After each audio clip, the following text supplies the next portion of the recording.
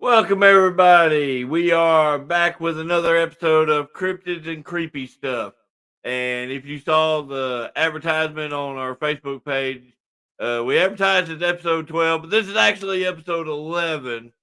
We are going to be talking about the Heber Springs Water Panther, something I personally have never heard of before. But I mean, Bruce found it.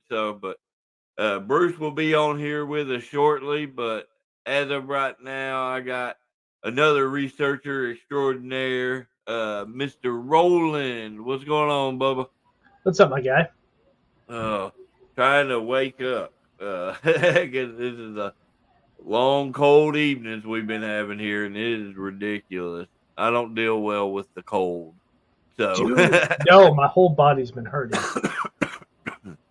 uh, But yeah, we are here today. We're going to talk about the Heber Springs Water Panther as soon as Bruce pops on, because he's the one that's got majority of the information, or at least he pretends like he knows what he's talking about. Uh, I'm the comic relief of this, so I'm sorry if it's not that funny.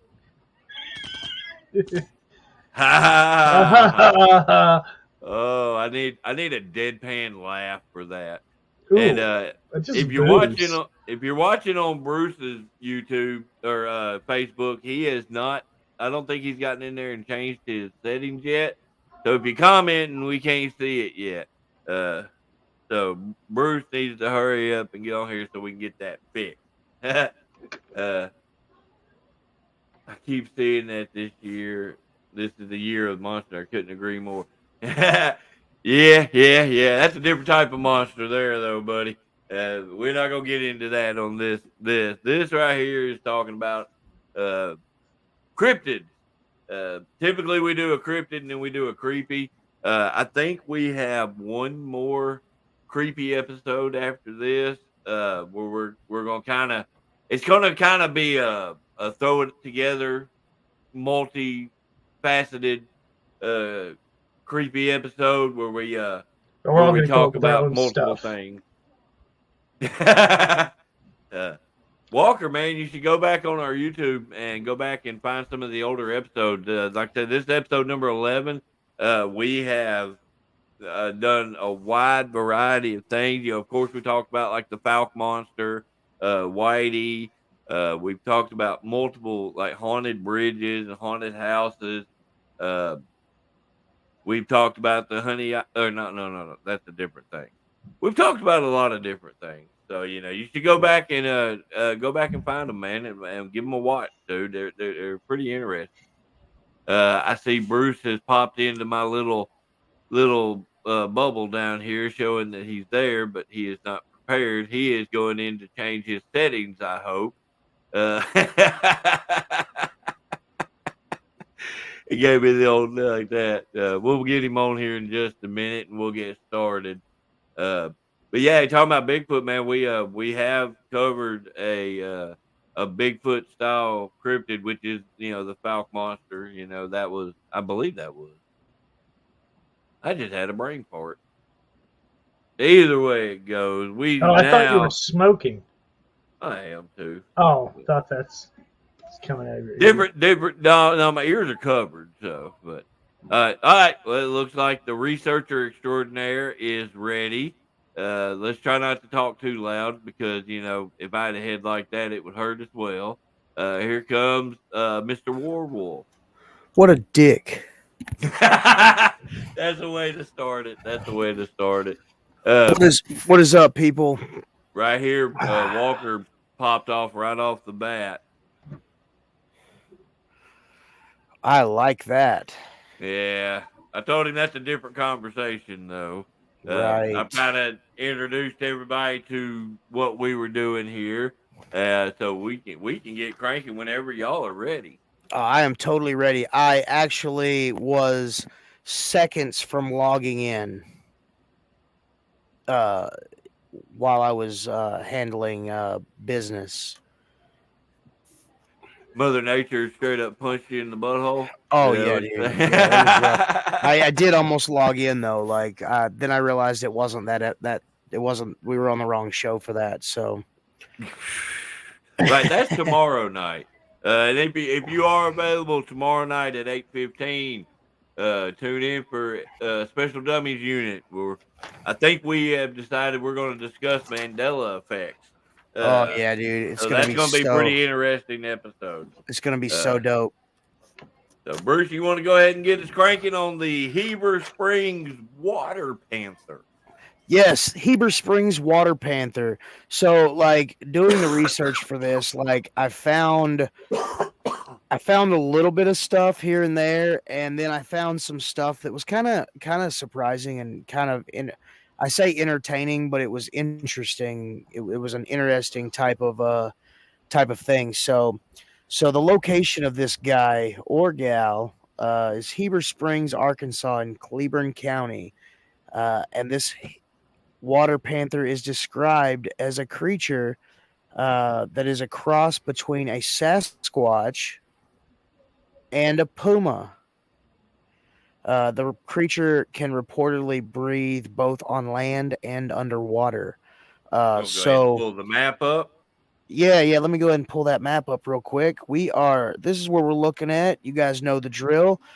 Dead center of that circle is the approximate, and I say approximate with quotations, location of our cryptid or creepy thing. Heber Springs, Arkansas. Right there under that little circle. So this water panther,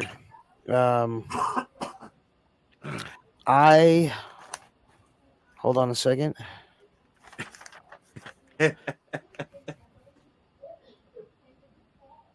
So what I'm gonna do?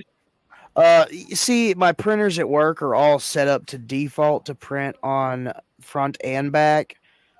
You have to go in there manually and change it, and if you don't, you're forced to kind of flip through and figure out where you're at. Yeah, I'm not even going to attempt to read the origin because I am not going to butcher those names.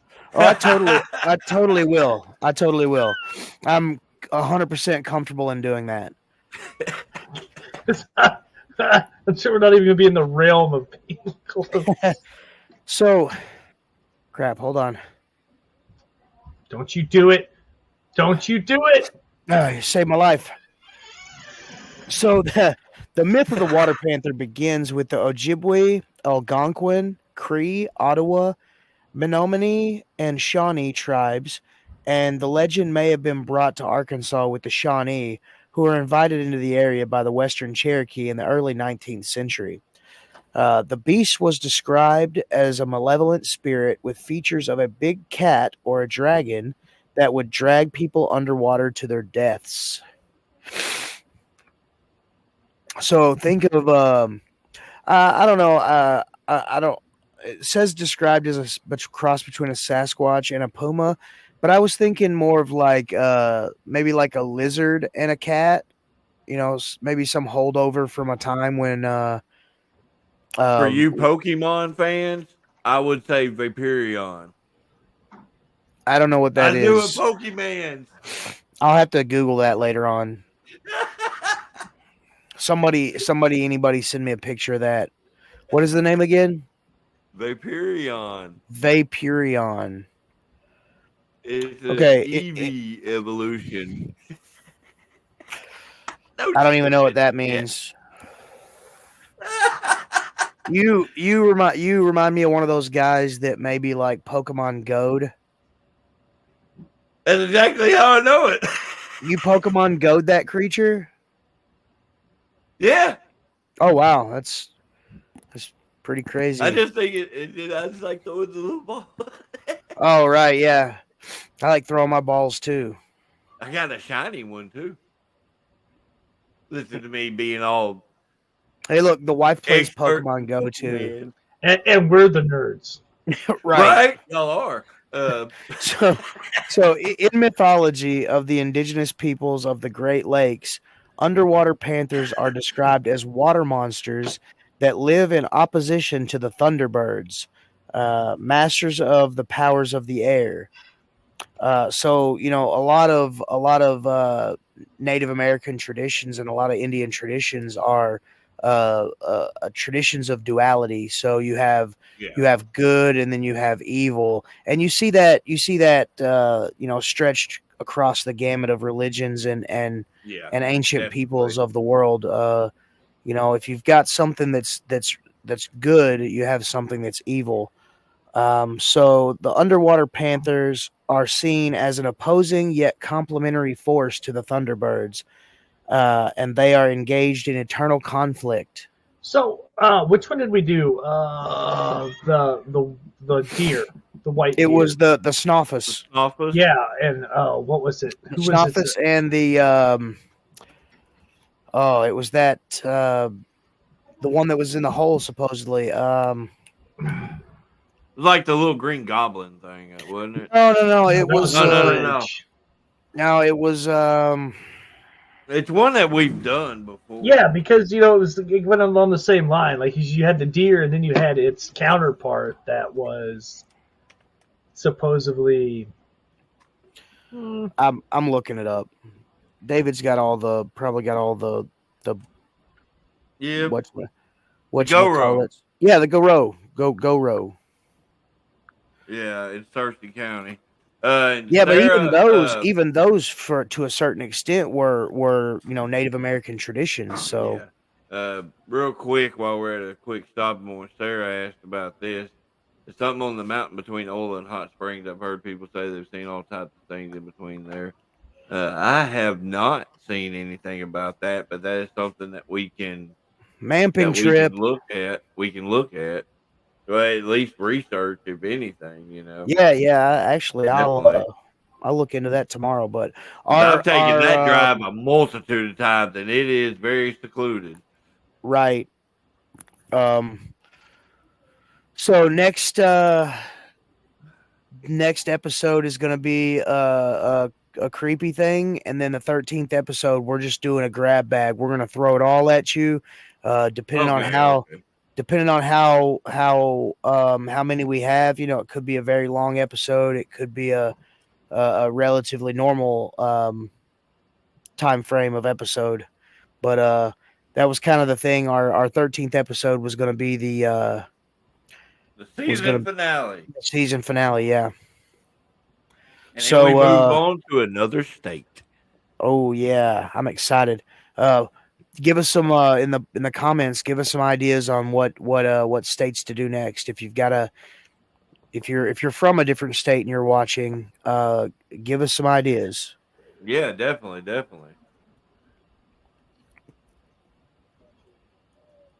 So where were we at?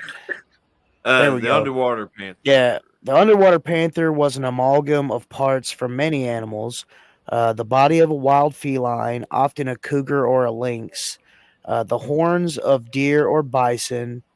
Upright scales on its back, occasionally feathers, and parts from other animals as well. Depending on the particular myth, underwater panthers are represented with exceptionally long tails, occasionally with serpentine properties, and the creatures are thought to roar or hiss in the sounds of storms or rushing rapids. So, real quick, just to show you guys an Yeah. artist rendering of this creature.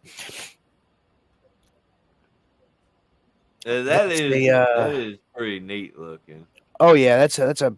I mean, I could see if creatures are roaming the earth, I could see something like that roaming the earth if it's living in lakes and stuff, and especially if it's in Heber Springs. There's a lot of It's like it's different like if lakes a and it's outlets. like if a catfish and a puma had a retarded butt baby.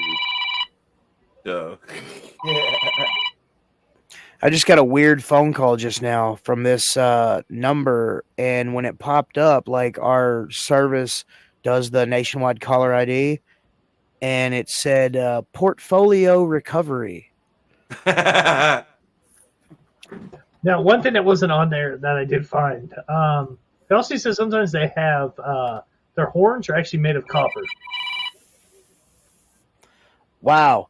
Well, and I like that you. I did not see that, but when you say copper, I've got a whole section. I've got a whole section on copper Mm-hmm. coming up, and it's interesting that that's a part of it because um, this creature, the Mishipiju or Mishipiju, Yeah, I think you're good with that. I think so. They were said to live in the deepest parts of lakes and rivers where they can cause storms. Some traditions believe the underwater panther to be helpful, protective creatures, but more often they were viewed as malevolent beasts that brought death and misfortune. They often needed to be placated for safe passage across the lake. And as late as the 1950s, the prairie band of Potawatomi Indians performed a traditional ceremony to placate the underwater panther and maintain balance with the thunderbird. Now, this Mishipishu uh, was known to protect vast amounts of copper in Lake Superior in the Great Lakes region. When ethnographer Johann George Cole visited the United States in 1850s, he spoke with a Fond du Lac chief who showed Cole a piece of copper kept in his medicine bag. The chief said it was a strand of hair from the Mishibishu and thus considered extremely powerful. The indigenous people of the Great Lakes region um, mined copper long before the arrival of Europeans to the area. Later, during the 17th century, missionaries of the Society of Jesus arrived in the Great Lakes region. By that time, taking copper from the region was extremely taboo and forbidden by the Ojibwe tribe. It was even worse to take it from the Great Lynx home, Michipicoton Island. This was considered to be stealing from Mishipishu himself. Now, I'm so the proud of you. I don't know. I tried. I, if I got it wrong, please feel free to. I love that. Thank you so much. Now, these like I said earlier, these traditions were brought down from these tribes that were invited into the area um, in the early 19th century. So a lot So of it's the basically Great Lakes. bringing their beliefs from where they were at there to down here Well, without yeah, it's substantial like proof. Yeah, right. It's like if there's a creature that protects the lakes and he and it lives in the lakes up there.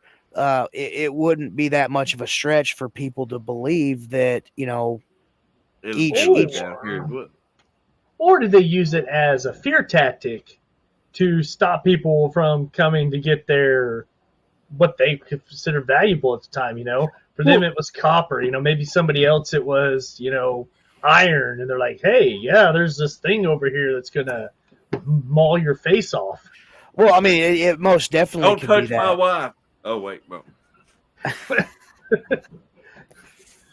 You touch my wife, and I'm It gonna sick a water panther after you, boy. it could have something to do with that. It could be just a way for the indigenous people to protect what they considered sacred.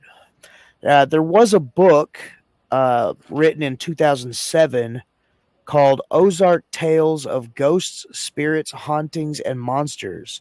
The author, W.C. Jameson, claims that first Native American residents and later Euro American hunters and trappers told of a beast that lived in a limestone cave and haunted the Little Red River bottomlands, killing people and animals and emitting a scream that was a cross between the cry of a panther and the scream of Satan himself. Huh. That So yeah, I that's mean, pretty like, interesting. and I mean, these are stories and things that have been told generationally. So it's passed down from family to family, and they just continue on with the tradition of these creatures, telling the story of these creatures. Yeah. Yeah, so as we're about to go into the sightings, there was as the it grew, it got bigger.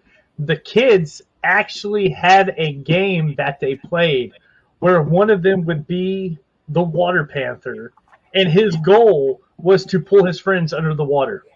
Oh wow. Well, that's interesting. They were so ingrained in their traditions and their lifestyle that, of course, kids would, uh, without Back in my without day, that was just called being a dick. well, without it's almost like when I was growing up, it was cowboys and Indians or cops and robbers. Uh, you had the good guys versus the bad guys, and not to dwell on that too much, to kind of whatever the case may be, it was just a game that people played, and I had several friends that wanted to be the robbers, and then I had some friends that wanted to be the cops, and it was just The robbers are in jail now. but yeah, I get that, and that's cool that it was that prevalent, or that talked about, that Yeah, definitely. that they kind of interwove it into their play as children. So that was really super cool. Does David Rowe, you want to go into the sightings? Go ahead, D. I don't know if I can read without coughing long enough. Oh, right on. uh, I had the glasses. Right on. Whoa, that was pretty cool. What? There was like a loud boom. Oh, I bumped my microphone. Yeah, So. it was eerie. So let's talk about some sightings here. There are a few stories of encounters with this great beast. A Jesuit missionary named Claude Deblon. Hey, that sounded cool. Told a story about four Ojibwe, whatever, those people who embarked on a journey to the home of Mishu Pishu to take some copper back to their home and use it to heat water. The very second they pushed off and backed into the water with their canoe, the eerie voice of the water panther surrounded them. The water panther came growling after them, vigorously accusing them of stealing the playthings of his children. All four of the people died on the way back to their village, the last one surviving just long enough to tell the tale of what happened in his final moments before he died. So, Wow. so like it's bringing up though. It's like basically it's almost like this animal is in the legend is more than just something that growls. It's vocal, talking about it accusing them of stealing the copper, his playthings from his children. Yeah. That's kind of interesting take on it. So when Greer's Ferry Lake was created by the construction of a U.S. Army Corps of Engineers dam between 1959 and 1962, the creature's habitat was flooded, Jameson writes, um, leading to fewer reports of the monster until 1966 or so, when he claims sightings of the water panther were reported with frightening regularity. Instead of roaming the woods of the bottomlands, the beast was now seen swimming in the lake, with several people claiming they saw the water panther entering or leaving a cave located on the northern shore of the lake, a partially submerged natural opening in a sheer limestone cliff. The Little Red River is the home of the world record brown trout, so lots of food source in the area. And there we go with the limestone again as well. Right. Back to the limestone. Jameson wrote of a scuba diver in the early 1970s who encountered a horrid man-like form covered with thick, dense fur near the entrance to an underwater cave. The creature moved with astounding speed through the water and ripped off the diver's mask, but the Helpless victim managed to fight it off and gain to the surface, suffering from shock and lacerations. So we got an actual documented physical attack from what they feel is this water panther. That's pretty Yeah, sick. yeah, 1970. That's in the 1970s. It's pretty crazy. So He he also also. Oh, go ahead. he also claims that workers who were converting a cave to a boathouse for U.S. Senator John McClellan and installing an elevator to the cave from the senator's clifftop home were terrorized during the project as they were subjected to hellish screams and agonizing cries from some hideous creature living in the hole. And I didn't say it, make a joke about it being my ex-wife. So Good on you. Good on you. So before we get into the last little section of this, do we have any ideas what it could possibly be, or any now here's a looks like a lid covering of the water panther, some form of craft that shows the water panther, and it shows his horns and the little It's very spikes on his similar to back. the drawing you showed earlier Right. too. Very similar. So, in this one right here is an agawa rock that depicts the water panther. To me, this one looks more like oh, and you can see like right there. There's the canoe. Like you see the boat right there with all the people in it. Like Yeah. so, this thing's got some size on it. Um, not a small little a dainty little flower. But depending on when that was drawn, there could have been a variation that was a lot larger, like a lot of animals Oh back yeah, in the yeah. old days, larger Animals, versions. there was you know less. The trees were bigger and everything was. Well, yeah, and of course, if he's the only thing in that habitat that's its size, if he's the main predator, then yeah, he's gonna Yeah. double. Right. And Oh yeah. this thing looks like it could be a formidable beast. Yeah, I'm looking at this drawing. You've got the catfish style whiskers, which helps. When in darker waters, helps sense different things and all like that. Yeah. But then you've got the sharp claws, webbed claws for swimming, but also attack. You've got the horns there that are for good defense and attack, and more than likely a thicker skin to be able to survive underwater the way it does. Yeah. And the tail with the fins and the scales. Oh And yeah. I mean, yeah, I man, anything is possible. And I'm not 100%, I'm not 100% skeptical. It's Uh, a missing link. well, I mean, a missing link of what? I mean, the original description was of a Sasquatch and a panther. Like, It's the missing link of a retarded catfish. Catfish. but I don't have No, one of those. no, not gonna do it. Not gonna do that's about right. it. Awkward. Oh. Anyway, I make this I show dumber.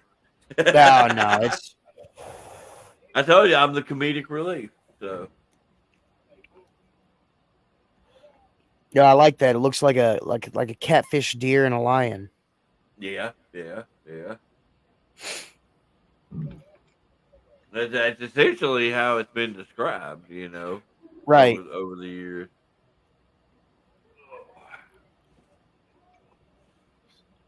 So, Bruce, you good there? Did you freeze up? No, I'm still here. I'm still here. Sorry. Let me move.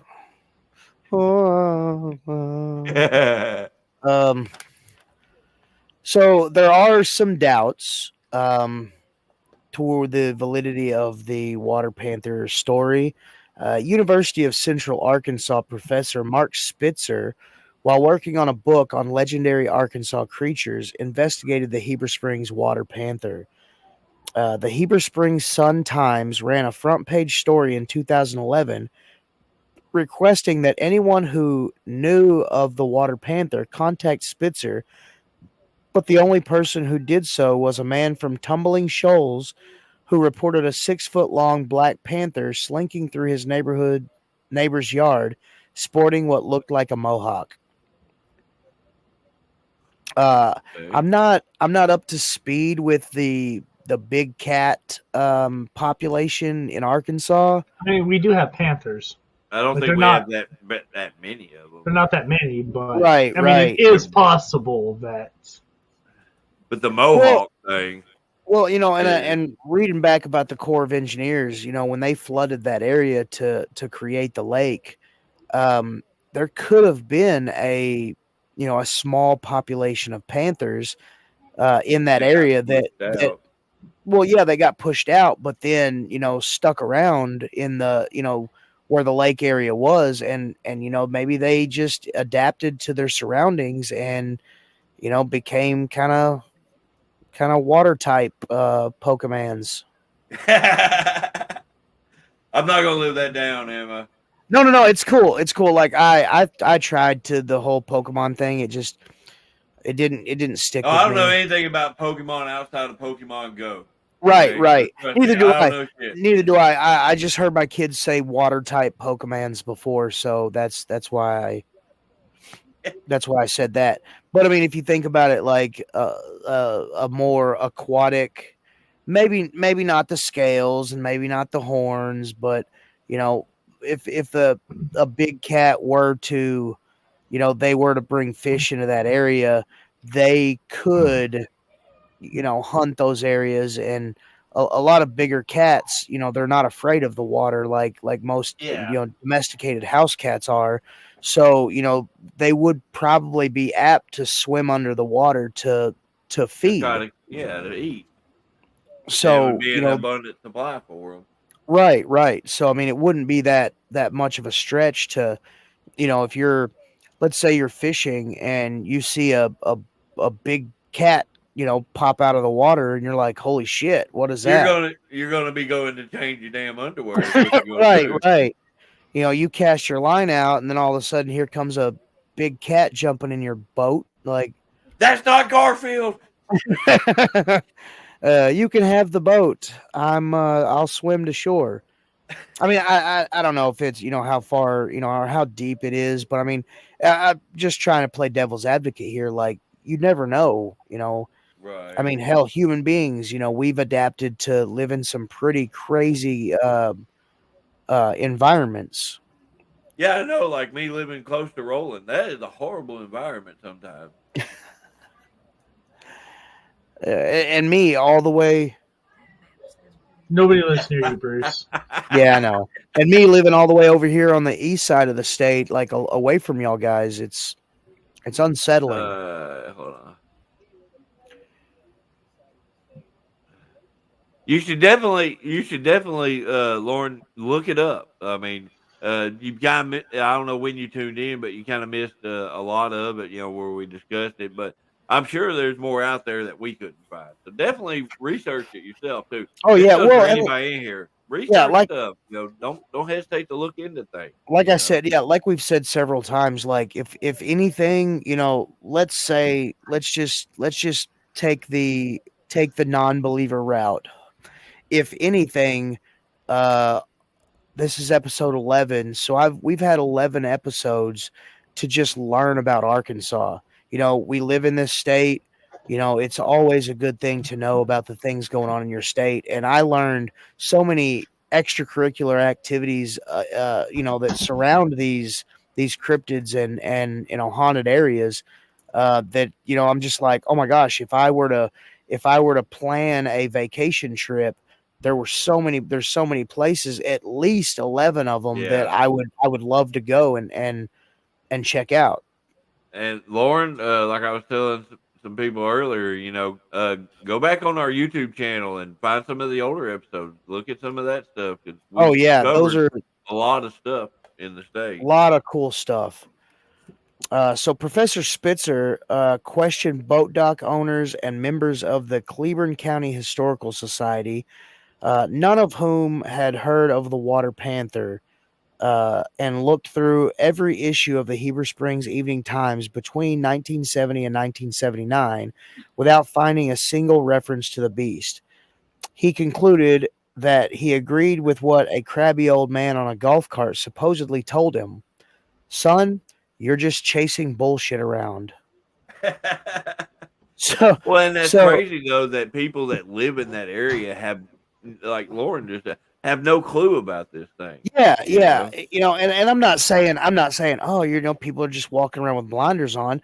There may actually be nothing to this. Or guys, I mean, think about it. You get the older people in a small area, and they're like, "Oh yeah, there's nothing out there. Of course not." Yeah, they want hush hush. They don't want a million people coming up here and all of a I, sudden I I agree that I would agree with that too, because I, our first episode was on the White River Monster, and there were people that are from Newport, the Newport area, that just don't want people messing around in their backyards trying to search for a creature right. and trying to dig up the ground or block off a river, Well, and it's for me, it also comes across as what I term as the Freddy Krueger syndrome. If you don't know about it, he doesn't have power. well, yeah, I look at the same There way you with I, go. I look at the same thing with voodoo. Like, if you don't believe in voodoo, voodoo can't hurt you. um that's been a thing. Like, you have to have a certain belief in the thing to give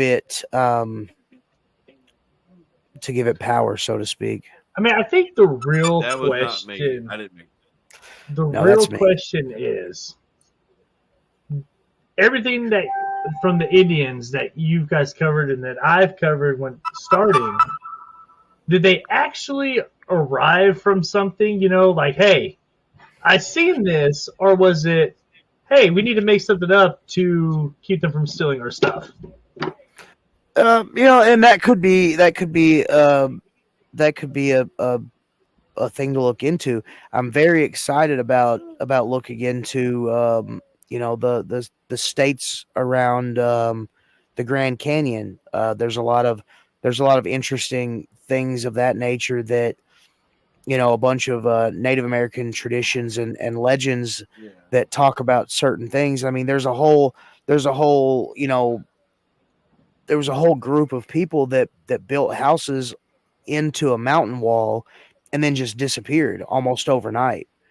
Stuff like that. Like, you don't really know what's out there. Our world, we've explored quite a bit of it, but there's still quite a bit that we either can't Yeah. or haven't explored. So Well, and of course, back in the day, the Indians, like, they weren't destroying stuff, so right. they actually had the habitat to live, and they might have came across some pretty crazy things. Well, yeah, they lived more in tune with nature. So, that being said, they could have come across several different species of creature that to us would just be completely alien, and not alien as in out of this world, but alien as in just a something that we've never seen before. So Well, I mean, we're always discovering new species of things, right, even if it's small stuff like, the rainforest, there's so yeah, much in there that we don't know about. Or, there's like, absolutely, what is it, like 80% of the ocean has been unexplored, yeah, and stuff yeah, moves around so much that how would you be able to find it to begin with? Well, is it right. just in the last like 10 years that they discovered that a colossal squid was actually a legit thing? Yeah. You know? That cave over in Europe that was completely sealed for like millions of years, and they gained access to it and found like 20,000 species that had never been discovered before. So I mean, people are all the time, scientists and researchers and archaeologists and animalologists are all the time discovering new things. So Or, the devil's advocate here, It's a game of telephone over the years. Yeah, that could be true too. Like I said before, this tradition was passed down from generation to generation. Maybe Jeff was just outside of earshot when an old Jeb was telling the story of the water panther, and when he heard it, it was this. So then when he told his family, it was it evolved to what he heard. Yeah. You ever hear of the blue? Never heard of that one, Lucas. Lucas popped up this. The bloop. Yes, I actually have. They have sonar listening devices, all over the place, and out in the Pacific Ocean, in one of the really deep parts of the ocean, they heard this crazy noise, and there's from miles away. They have absolutely no idea what it was. It wasn't. They've gone through and they tried to. Oh yeah, it had to have been something. Roland was huge. over there. He farted. That's all it was. So. The bloop was an ultra low frequency, high amplitude latitude underwater sound detected by the U.S. National Oceanics and Atmospheric Administration in 1997. Yeah, and they've not been able to recreate the noise, but it had to have been something that was alive. Because at that time, I believe at that time there was no boats or anything going on in that area that would have caused that noise. That is interesting, but that'll be something that'll be later down the line because right now we're hitting different states. So Oh yeah, I'd it love might to be do a while before we get to that. Well, I mean, we could do a jump to Special hit edition. to hit the ocean. One or two Yeah, because episodes. it'll be kind of varied on little things that we could find on that. Right. We could do like a special edition. Ocean myths, and it'd be like just a grab bag of things. Yeah, just a grip of different myths and legends from the sea. So Killing myself over here. David's fogging himself out. Ugh, that's bad. Well, guys, But, I think we covered pretty much everything we can on yeah, I did have. I remember from my old the old files that I did have about 3 or 4 pages of Great Lakes Nation mythology and stuff like that. But I just when I redid it, I just kind of I didn't want to bog it down with all that because we are talking about Arkansas. So I just wanted to kind of throw in a little blurb about them being invited to this area, and maybe some of their traditions were brought. Oh yeah, Lauren, Boggy we Creek, that was covered.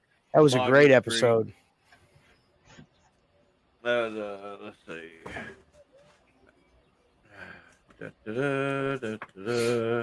So, our sources for this, while David's looking for that, our sources for this were Monsters of the Ozark by D. Douglas Graham, November of 1995. Arkansas.com, Heber Springs Water Panther, Legendary Monsters, an article from October of 2021. W.C. Jameson's Ozark Tales of Ghosts, Spirits, Hauntings, and Monsters. Native American Legends, The Underwater Panther, Mishapishu, accessed on October 2021. Mark Spitzer's Crypto, Arkansas. Edward L. Underwood and Karen J. Forgotten Tales of Arkansas. And Ron Wolf, It Came from Arkansas. Arkansas Gazette, December 15th, 2013. So those Lauren, were the Boggy Creek, the Falk Monster. That was episode 5. Yeah, we've hit some pretty interesting pretty interesting spots here in Arkansas. All good things. If anything, Heber Springs, it's a beautiful area. The lake there is huge. It's really nice in the summertime. Oh, hey. Oh, we can go Right, there. right. I'm just saying. Yeah. Bring our fishing poles. Maybe catch a water panther. I gets to name him. I just called dibs on that. Hmm. If we want a Rochambeau for it, we can. I think whoever catches it delts it. Right. That's a good thing. Yeah, we'll go that route. If one of us catch it, then it can be our cryptids and creepy stuff mascot. Mounted up on the wall. Oh, you know, it'd be really Oh, super he's straight cool. to killing it. Like, Yeah, God dang, this is a Hell cryptid, yeah. y'all. No, it's a protected species like Whitey. Ain't no protected amendment on the water panther.